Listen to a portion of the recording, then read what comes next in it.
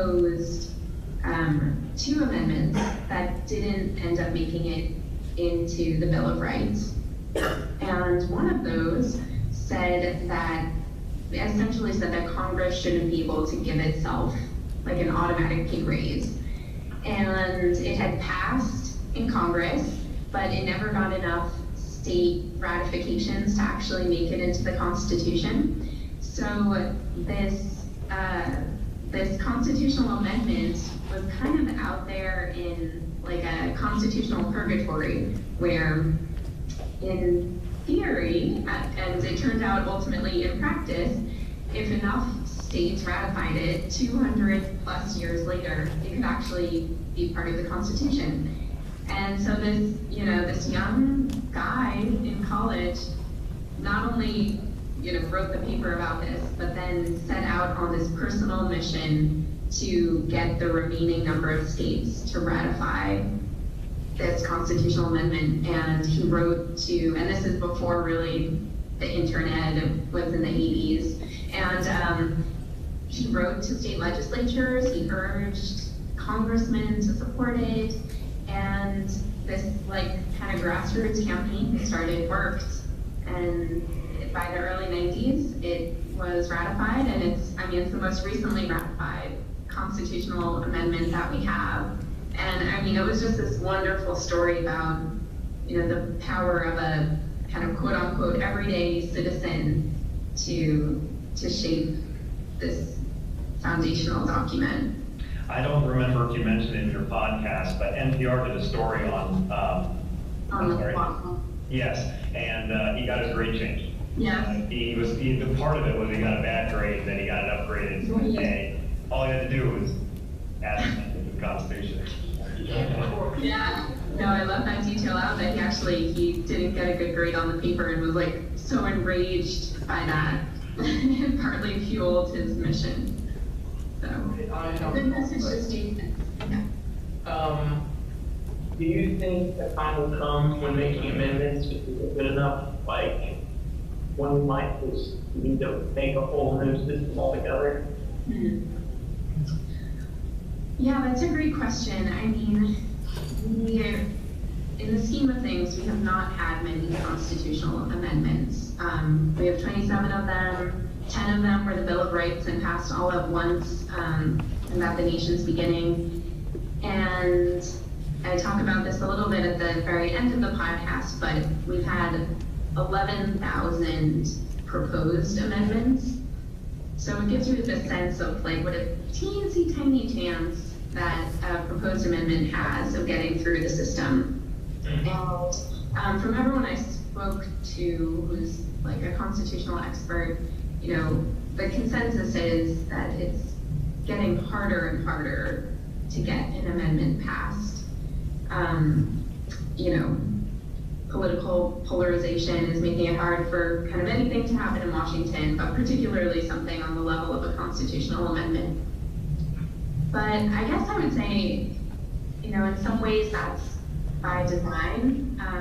The framers didn't want the country to be able to alter the Constitution unless there was, a really strong consensus among, a real majority of people in the country that change should be made.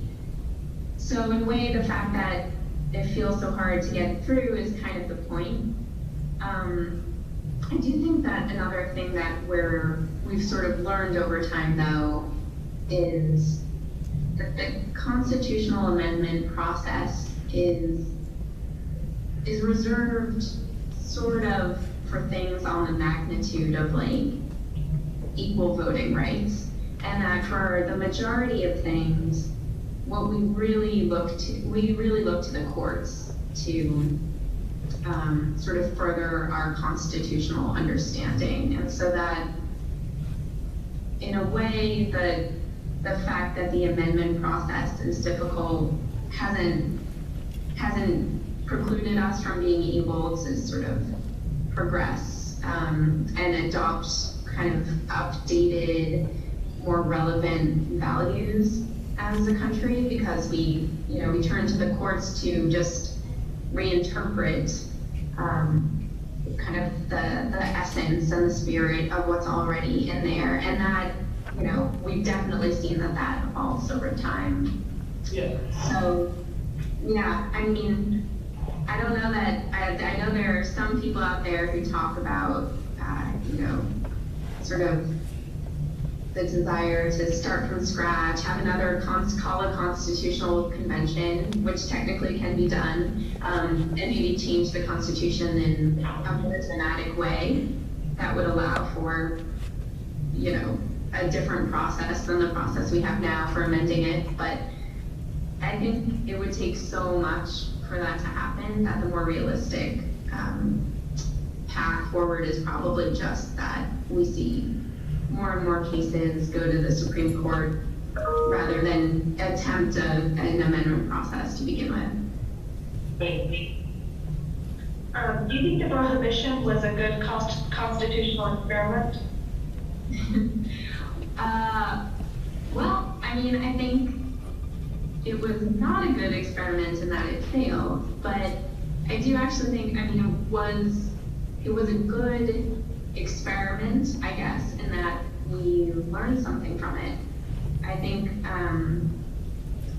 going through that chapter of our history brought some clarity about, you know, what should and shouldn't be an amendment. And I think part of what we found was that, you know, the majority of amendments that we have really fall into two categories. They're either amendments that expand individual liberties, or they are amendments that kind of seek at least to better our government processes, so something like direct election of senators. And prohibition, you know, by definition, didn't fall into either of those two categories. It was a restriction on individual liberty. And so I think what we learned from that experiment is that doesn't seem to work as well as a constitutional amendment. You know, that the place for those sort of restrictions may be, you know, federal law enforcement, state laws that should be passed, but, you know, we wouldn't necessarily have known that if we didn't go through that experiment of having prohibition and realizing all of the kind of unanticipated consequences of putting something like that into the foundational framework for the country. So many students take my political science 101 class. You have many take them across the country. And as they walk into these 101 classes, it's very common for them to think the Constitution is this static, dusty, dry document written dispassionately and written by like moral, you know, like morally infallible geniuses of great virtue. Right. What would be your pitch to those people? Well, I guess I would start by saying the men who wrote it certainly weren't infallible. Some weren't even necessarily of great virtue. So, I mean, I'd offer a couple of things. And one is that, you know, the Constitution isn't just the result of their efforts. And I don't mean to play down how important the Constitutional Convention was, but I do think sometimes we do lose sight of the fact that the Constitution also reflects the effort of so many other citizens throughout our nation's history. And all of those people, you know, played a role in making it a better document, and to the constitutional framers' credit, that was sort of their intent. You know, they designed a document that could be amended. They designed a document to be elastic. And I think that I think that's the sort of important part, and the part that we should commend more than that they had all of the answers and that they kind of had this moral high ground. It's more just that they had the insight and in some ways the humility to realize that they probably didn't have all the answers. And so I guess I would say to students as well that, you know, this is about the least dusty and dry thing you could study. It's, you know, you look around you today, certainly I sit in this newsroom and every single thing that we talk about today ultimately involves the Constitution. You know, you see stories about immigration, about privacy online, gun control, women's rights, you know, all of these things that are constantly part of our dynamic, interesting, important conversations as human beings are constitutional questions. And the rights we have because of the Constitution. The rights we want, you know, the only way to get them is to sort of think about whether they are possible under the Constitution. So I remember the very first interview I did for the podcast was with Jeffrey Rosen, who's a constitutional scholar and the head of the National Constitution Center. And runs a really, really good Constitution podcast himself. Yeah, called We the People. And just a brilliant guy. And one of the very first things I remember him saying to me in the very first interview I did for the podcast was, like, there's nothing fussy about the Constitution. Like, this is the most exciting thing you could study. And I guess I would turn around and say that back. I'll evangelize that point, you know, that studying the Constitution and understanding the Constitution is the best way to be an engaged citizen, and it's kind of the only way to help make the country better in whatever way you think the country needs to be better. So there are a ton of things that are kind of, you know, part of history and can sit there on the shelf, but the Constitution is not one of them. The Constitution is alive.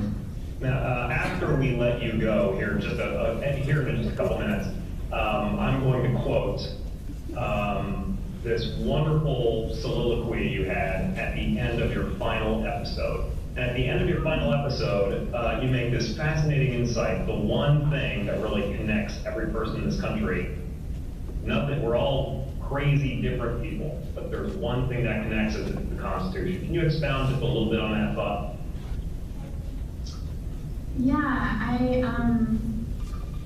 it's actually nice hearing you say that back to me, because I haven't listened back to any of my episodes since I made them. And you hear something like that, and I had a little moment of like, oh yeah, I did write that. I was very wise. But I think it's true that, you know, that is the glue in this country. I mean, we forget sort of how improbable it was at the time to set out to create this democracy in this country that, you know, even then it felt like this ambitious undertaking to sort of bring together all these various geographies and backgrounds and colonies. And now think about how much bigger and more diverse America is today than it was back then even. And I think, you know, we don't have the history of many other countries. Like 230-ish years is a really short time in the scheme of things for a country to be around. And we don't all share, you know, a heritage that goes back hundreds and hundreds and hundreds of years in the same place, sharing the same cultural similarities. It's a country built on difference. And so, yeah, being part of this experiment is what binds us, and the Constitution is that experiment. And I don't know, I guess I can't say it better than I said it myself. All right, so one of the last things I'll say about that, she was very nice to take a selfie with me, by the way. A Skype selfie. I really want to highlight one thing that she had said. She had said in the middle of the interview that that there are as many of those uplifting stories about the nature of the Constitution as there are stories where things seem to go backwards involving our country's history and the Constitution. One thing that you don't learn from that little clip that I showed you involving that Chinese American who was in San Francisco Bay floating in a boat waiting for the judges to rule that he was a birthright citizen was that he eventually couldn't wait anymore and he had to sail back to China and he never returned.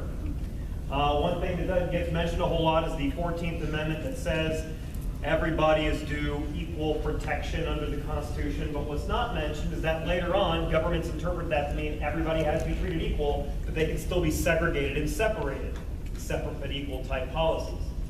The Constitution, when it's written, and the promise introduced by the Constitution doesn't show up as soon as it's put to paper and ratified. It needs to be continually pressured and continually pushed by the citizenry, including you and me ourselves. To shoot back to astronomy real quick, at the very beginning I talked about Orion. Take a moment to go back to astronomy for just a moment. One of my favorite people on Earth, Neil deGrasse Tyson. One of the things he writes is how what is in the universe is in us, and what's in us is in the universe. In that sense, we are one with the universe. Same thing with the Constitution. When it redirects and courts or the amendments themselves point us in the wrong direction, it is up to us to be the future change that we need the Constitution to be reflected. So in that sense, in whatever menial impact you have in society, you are affecting the Constitution in your very existence. That's all I have to say. Thank you so much for joining. Appreciate it.